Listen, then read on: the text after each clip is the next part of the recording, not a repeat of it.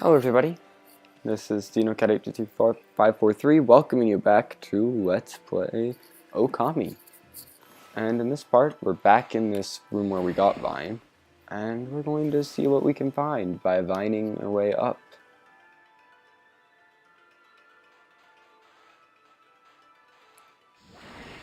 And you can make crazy paths with the vines. Like this. As long as it connects to you and to the flower, you're good. And as long as it's not straight enough that it could be mistaken for a power slash. Also, I skipped a Konohana Blossom, I think. Cool. Where is the next one? There it is.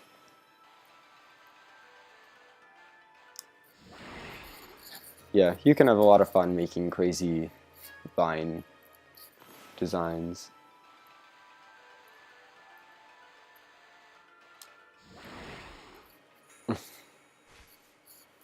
They'll always straighten out, and you won't like... So, I mean, it's more efficient to just make normal ones, which I think I'll probably do from now on. Just because it takes less time.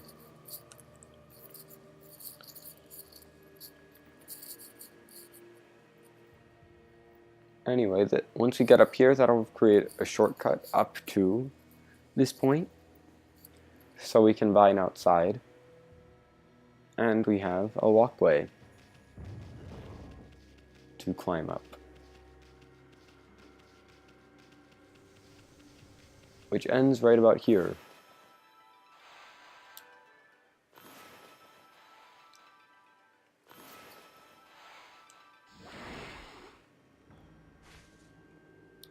Also, one thing to know, if the blossom is opening upwards, then it will act as a platform. If it opens downwards, it will not.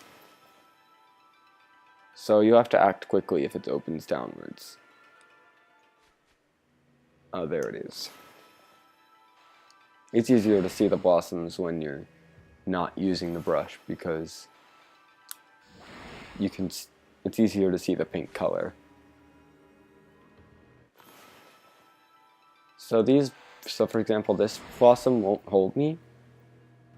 See, I just dropped down because it's facing downwards. Anyway, here we want to connect. I like doing it like this.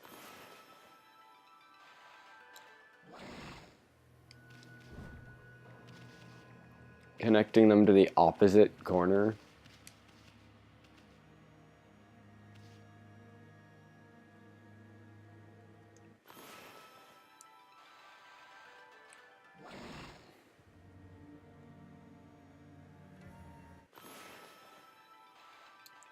But once you connect all four of the vines, they'll lift it up. Even if they're lifting it up with awkward intertwining mess. But yeah. Oh, I was supposed to use that one. Whatever.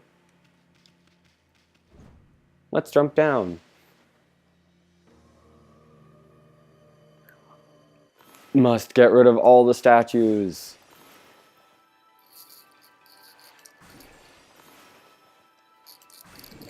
Die, statues.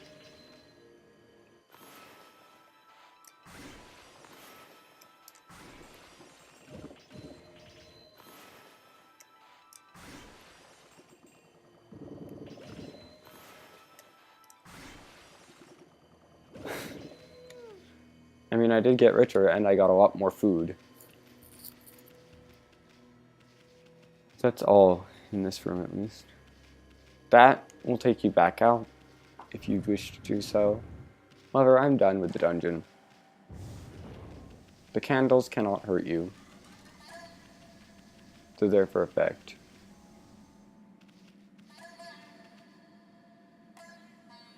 I love this track. You don't get to hear much of the later parts. But the music here is good.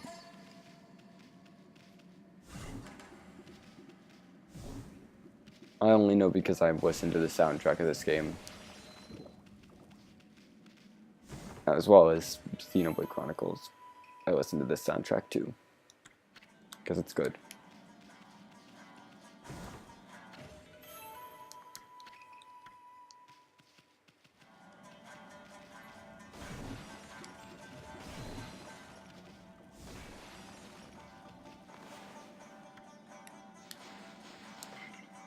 Let's check on that travel guide. Yep. Running from battle or dying in water or a cursed zone will reduce you to negative godhood. It's explaining godhood. Oh good, I've collected all the ones so far.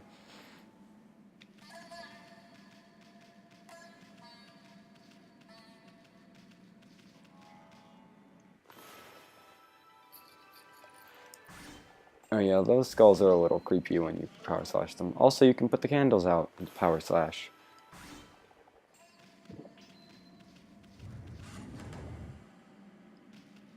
Whoa. It's the only place we can go. Are we ready? Yeah, I think we're ready. It's just warning you that this is going to be our first, like, actual boss fight, other than Waka. Waka is one of a few bosses that are, like, identical. That are practically identical. They're, like... They act very similarly. And you have to... They become normal enemies in some cases. Like, there's a certain area where they're treated as a normal enemy, but usually they're fought one at a time. So they're kind of bosses, but this is our first, like, boss fight.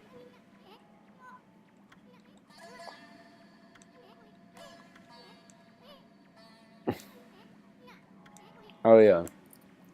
So, this is a golden gate. The difference between the golden gate and an origin mirror is that the golden gate will only respawn you there if you die, but sorry, if you quit the game, you'll go back to the last origin mirror you visited.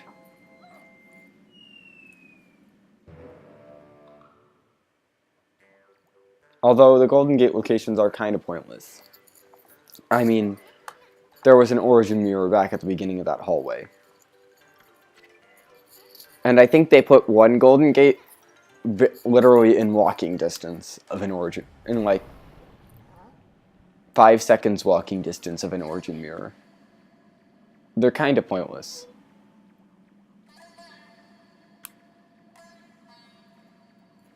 I guess they're just there to make sure the player saves. Kind of. And we found a giant flower.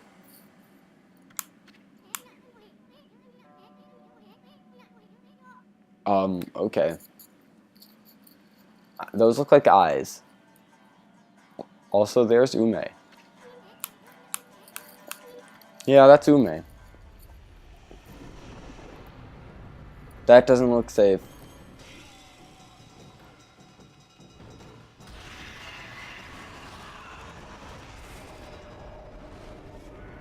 Also, I don't think that's possible. Physically.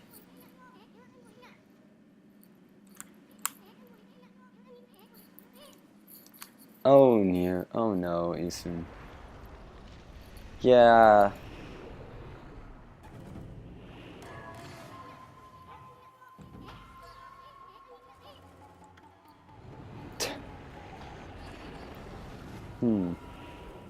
Is it Orochi? No.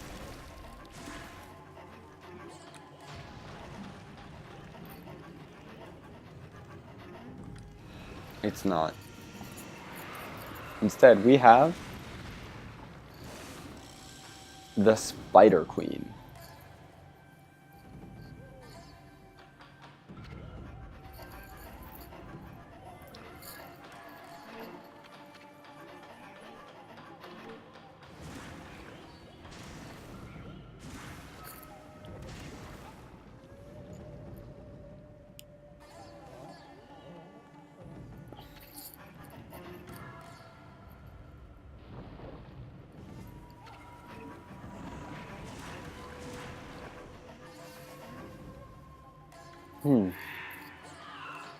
It's not exactly true. You just ate Ume.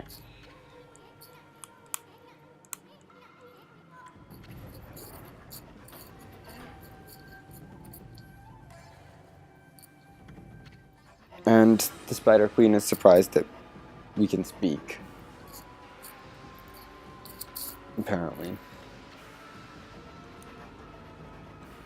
Yeah, it'll hurt. We have boss time.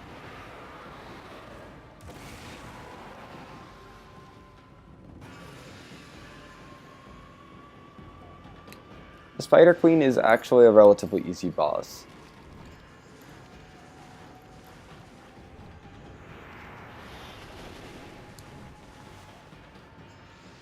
Basically what you want to do is connect vines to her hooks, and that'll open up the middle. Now here, Power Slash is the way to go.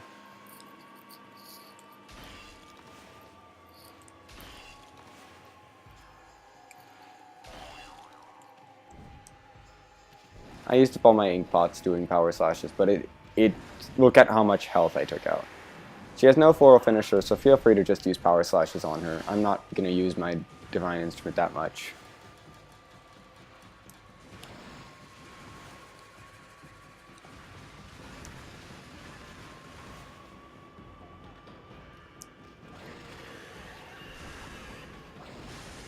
She has a few various attacks, but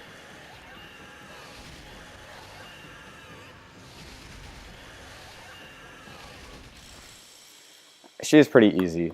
You can use Exorcism Slips on her if you want. They'll do about the same as a Power Slash to all 8 of the eyes, but she's honestly not worth the trouble.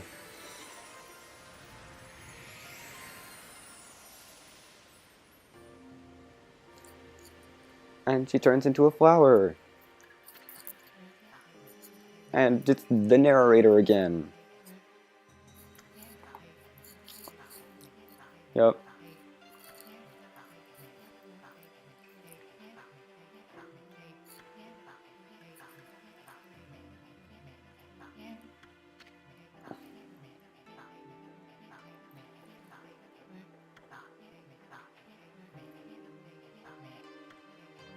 And yeah, we found Ume inside.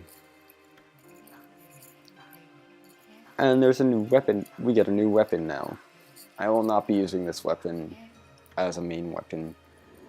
Just because, honestly, I don't like using reflectors as main weapons. And I will try out all the different weapons. I just generally don't like reflectors.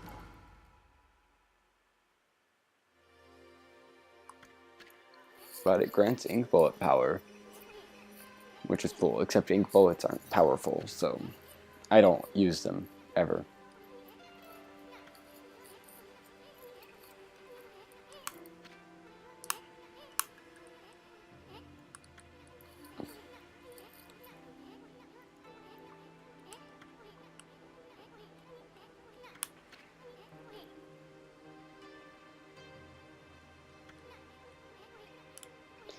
Ooh, a victory howl.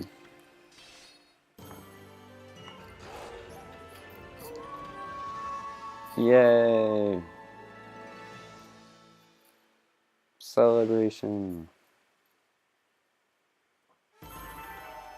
And we did perfectly. Nice to know.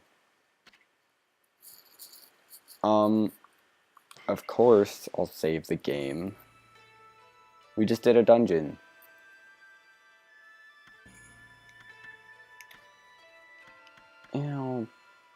Yeah, I'm gonna be using only the first 3 save files. There.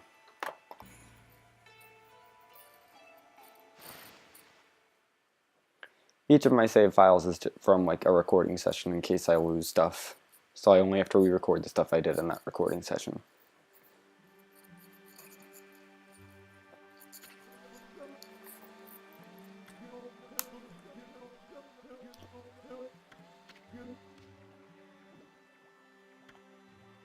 Kakari is still mad.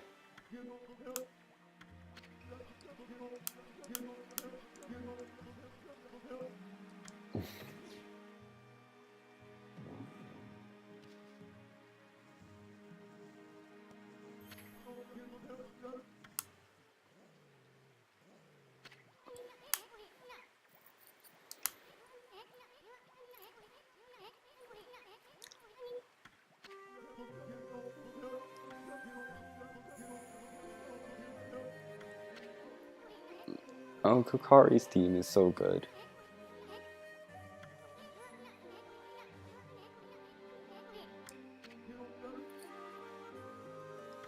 Yep.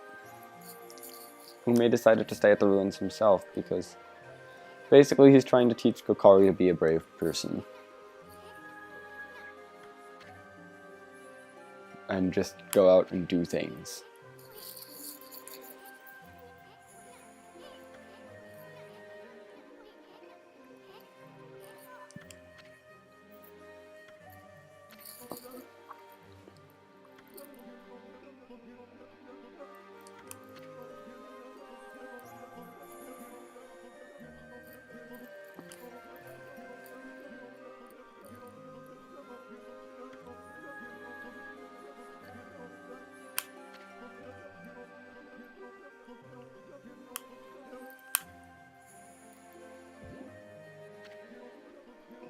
And Ume has his covered his fishing pole.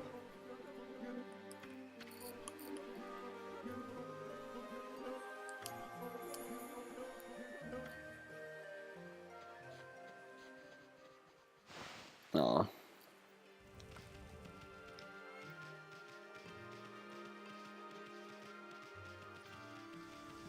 And we're back in Agata Forest. Yeah, next time we'll go see what Kakari's up to. Maybe if I can, actually, we'll do a few side things in Agata Forest, and then maybe see what Kakari's up to. See you then.